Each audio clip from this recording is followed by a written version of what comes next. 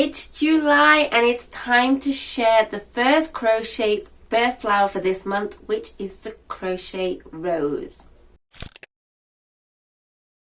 Hi, I'm Roseanna from Moara Crochet, and today I'm going to be sharing with you the first birth flower for the month of July.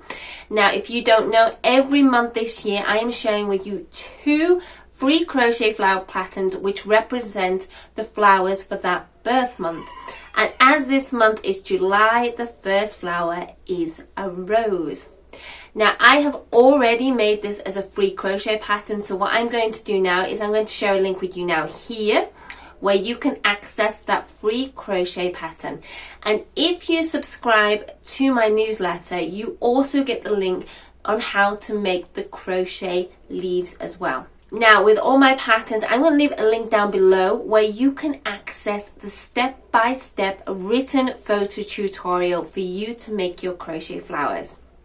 Also down below, I'm going to leave a link where you can access my website, which shares lots of free crochet patterns, including flowers and granny squares, also crochet tips and advice. So I'm going to leave this video short and sweet. I'm going to leave you to access those free crochet patterns, and I will see you in the next crochet video. Bye!